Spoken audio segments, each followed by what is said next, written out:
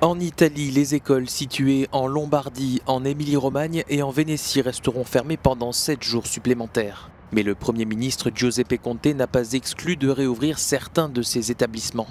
Le pays est le principal foyer du Covid-19 en Europe. Plus de 1100 cas y ont été confirmés, 29 personnes sont décédées selon un bilan effectué samedi.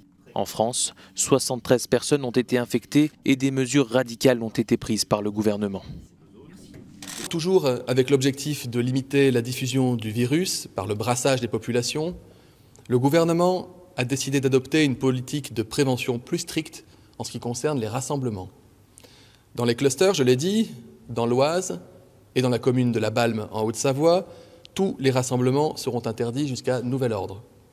Sur le reste du territoire national, tous les rassemblements de plus de 5000 personnes en milieu confiné seront annulés.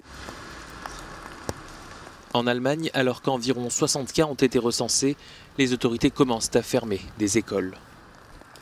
La situation est pour sa part tendue à Chypre.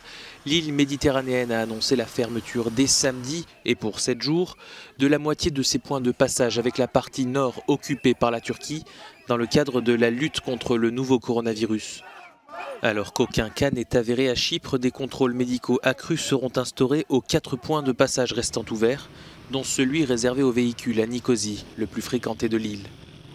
En Iran, 43 décès sont à déplorer depuis le début de l'épidémie, selon un dernier bilan ce samedi. Le pays fait face à une pénurie de masques de protection.